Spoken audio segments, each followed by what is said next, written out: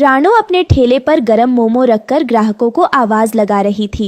अरे गर्मा गर्म वेज मोमो ले लो, गर्मा गर्म वेज मोमो ले लो, जंगल के सबसे अच्छे सबसे सस्ते मोमो ले लो।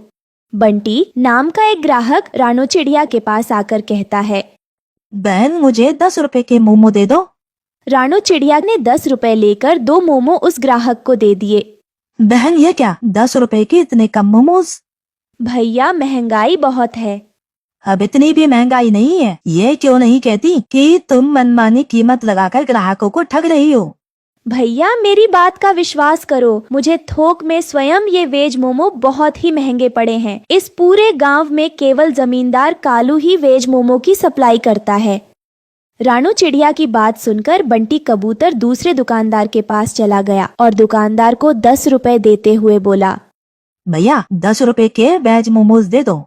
दुकानदार ने बंटी को 10 रुपए में 5 मोमो दे दिए। बंटी कबूतर वो वेज मोमो लेकर रानो चिड़िया के पास आकर कहता है, तुमने 10 रुपए के मुझे 2 वेज मोमोज पकड़ा दिए और उस दुकानदार ने मुझे 10 रुपए के इतने ढेर सारे मोमो दिए। लाओ मेरे पैसे वापस करो, मुझे तुम्हारे वेज मोमोज नहीं खरीदने। और मैं तो क्या, तुमसे इस जंगल में कोई भी वेज मोमोज नहीं खरीदेगा। तुमने तो लूट मचा रखी है। बंटी कबूतर क्रोधित होकर वहां से चला गया। रानो चिड़िया शाम को अपने घर पर जाकर अपने पति टुन्नू से बात करने लगती है। मेरी समझ में नहीं आता टुन्नू जी कि बाकी दुकानदार सस्ते में 10 रुपए के 5 मोमो ग्राहकों को कैसे दे देते हैं। इससे मेरी दुकानदारी पर बहुत बुरा असर पड़ रहा है। रानो पता नहीं तुम्हें कब अकल आएगी। अरे तुम ये क्यों नहीं समझती कि वो जमींदार कौवा आपको महंगे वेज मोमोज बेचता है और उन बड़े दुकानदारों को सस्ते वेज मोमोज देता है। लेकिन इससे जमींदार कौवा को क्या फायदा होगा? जरा सोचो, कुछ समय पहले हमारे जंगल में वेज मोमो के ना जाने कितने ठेले थे, लेकिन धीरे धीरे करके वो सारे ठेले समाप्त हो गए। अब इस जंगल में केवल तुम ही ठेले पर वेज मोमोज लगाकर बेचती हो। जिस दिन तुम भी इस धंधे को बंद कर दोगी, उस दिन वो दुकानदार मनमाने रेट में ग्राहकों को वेज मोमोज बेचेंगे। तुम ठीक कहते हो टुन्नू, मुझे इस बारे में जमींदार से बात करनी होगी। अगले दिन रानो चिड़िया गांव के जमींदार के पास चली गई। रानो चिड़िया को देखकर जमींदार ने कहा, क्या बात है रानो चिड़िया, कल ही तो तुम मुझसे वेज मोमोज लेकर गई थी, क्या इतनी जल्दी तुमने वह बेच दिए? मैं इसी सिलसिले में आपसे बात करने के लिए आई हूँ। क्या हुआ, सब ठीक तो है?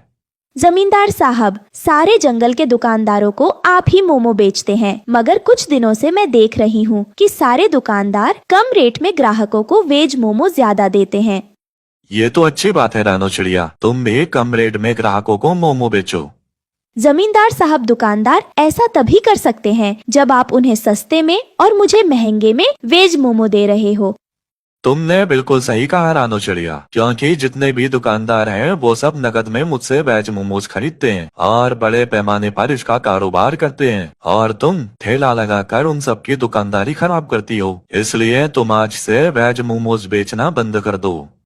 ये तो बहुत गलत बात है जमींदार साहब। इसका मतलब मेरे पति बिल्कुल सही कह रहे थे। आप छोटे दुकानदारों को खत्म करके बड़े दुकानदारों को बढ़ावा दे रहे हैं। तुम्हारी हिम्मत कैसे हुई मुझसे इस तरह से बात करने की? आज से तुम्हें कोई वेज मोमो शोमो नहीं मिलेंगे। जाओ जाकर कोई और धंधा देखना शुरू कर दो।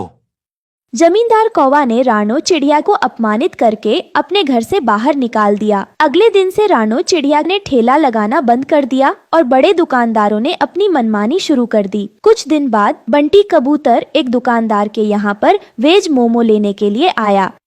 मुझे 10 रुपए के वेज मोमोज दे दो। दुकानदार ने 10 रुपए के 2 मोमो बंटी को पकड़ा दिए।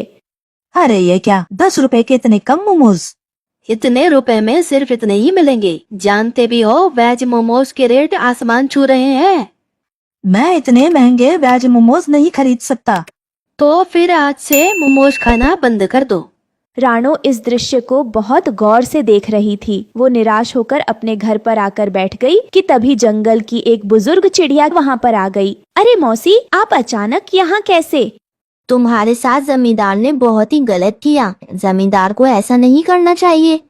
अब क्या कहूँ मौसी, मैंने सुना है कि किसी जमाने में आप अपने खेतों में बड़ी तादाद में मोमो की सब्जियाँ उगाया करती थीं।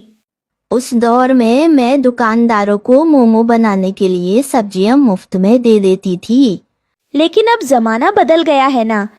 जमाना चाहे भले ही बदल गया हो रानू चिड़िया, लेकिन वेज मोमो का जादुई गांव आज भी है। यह सुनकर रानो चिड़िया बुरी तरह से चौंक जाती है। मैं आपकी बात का मतलब नहीं समझी मौसी। रानू चिड़िया, जंगल के सभी पक्षी यह समझते हैं कि मैं अपने खेत में मोमो उगाया करती थी, लेकिन यह सच नहीं है। सच तो यह है कि मैं उस वक्त में वेज मोमो जादुई गांव से लेकर आती थी। उस जादुई मोमो के गांव का द्वार कहाँ खुलता है, यह केवल मैं जानती हूँ। मैं चाहती हूँ कि तुम उस जादुई मोमो के गाँव में जाओ और वहाँ से मोमो लाकर सारे जंगल में मुफ्त में बांटो। उसके बाद तुम चमत्कार देखना। मौसी, कहीं आप मजाक तो नहीं कर रही ना? नहीं रानू चिड़िया, हमारे गांव से कुछ दूर एक तालाब है जो कि भूत प्रेत के नाम से प्रसिद्ध है। तुम उस तालाब के अंदर कूद जाना, तुम स्वयं जादुई मोमो के गांव में पहुंच जाओगी। और हाँ, इस रहस्य को अपने तक ही सीमित रखना। इतना कहकर मौसी वहाँ से चले गई। जहाँ तक मौसी को मैं जानता हूँ, वो कभी झूठ नहीं बोलती। तुम्हें एक बार ऐसा करना चाहिए। मैं चाहता हूँ कि उस जमींदार की दुकानदारी इस जंगल में जड़ से ही समाप्त हो जाए। रानो चिड़िया मौसी की बताई हुई जगह पर चला गई और उस तालाब को गौर से देखने लगी। रानो उस तालाब के अंदर कूद गई। उसने स्वयं को एक अजीबोगरीब गांव में पाया। रानो ने देखा कि उस गांव में सुख सुविधा की हर वस्तु मौजूद थी, मगर वो सब घर मोमो के ही बने हुए थे। रानो चिड़िया आश्चर्यचकित रह जाती है। यह तो बड़ा ही अजीबोगरीब गांव है। यहाँ तो हर वस्तु मोमो की बनी हुई है। तभी रानो के कानों में एक व्यक्ति की आवाज टकराई। तुमने सही कहा, ये जादुई मोमोज का गांव है। रानो चिड़िया ने देखा कि वो व्यक्ति उसे देखकर मुस्कुरा रहा था। मैं यहाँ से मोमो ले जाना चाहती हूँ। तुम यहाँ से जितने भी मोमोज ले जाना चाहती हो ले जाओ। यहाँ से मोमोज ले जाने की कीमत नहीं चुकानी पड़ती। रानो चिड़िया बहुत सारे मोमो लेकर तालाब के किनारे आ पहुँची। अब मैं रोज वहाँ से मोमो लाकर जंगल में मुफ्त में बांटूंगी। मोमो ले लो, मुफ्त में मोमो ले लो, मोमो ले लो, आओ आओ। मुफ्त मोमो सुनकर सभी पक्षी रानो चिड़िया के ठेले पर आ जाते हैं। इस प्रकार जमींदार का मोमो का कारोबार ठप्प पड़ जाता है। दूसरी ओर जमींदार गुस्से से आग बबूला हो उठा और अपने आप से कहा, आखिर ये दो कौड़ी की रानो चिड़िया अपने आप को समझती क्या है? इसकी वजह से मेरा सारा धंधा चौपट हो गया। मैं इसे छोड़ूंगा नहीं, मैं इसे सबक सिखा कर रहूंगा। इतना कहकर जमींदार गुस्से से बाजार में उस जगह पर चला गया जहाँ पर रानो चिड़िया अपना ठेला लगाती थी। रानो चिड़िया, तुम्हारी वजह से मेरा धंधा चौपट हो गया है। मैं तुम्हें कल तक का समय देता हूँ। इस जंगल को छोड़कर चली जाओ, नहीं तो मुझसे बुरा कोई नहीं होगा। जमींदार गुस्से में रानो का ठेला तोड़ देता है और उसके घर को भी अपने गुंडे पक्षियों से कहकर उस पर बुलडोजर चलवा देता है। रानो रोते हुए अपने पति और बच्चे के साथ उस नदी किनारे जाकर रोने लगती है। तभी उस नदी में से एक मायावी देवी बाहर आती है। क्या बात है रानू चिड़िया, तुम उदास क्यों हो? तुम तो कल ही मोमो लेकर यहाँ से गई हो, क्या हुआ मुझे बताओ। हे मायावी देवी, मेरे मोमो और ठेला उस दुष्ट सेठ ने तोड़ डाला और मेरा घर भी तोड़ दिया। अब मेरे पास रहने का भी ठिकाना नहीं। अच्छा, तुम परेशान मत हो, मैं अभी तुम्हारा घर तैयार कर देती हूँ। इतना कहते ही वहाँ एक पेड़ पर मोमो का सुंदर घर तैयार हो जाता है।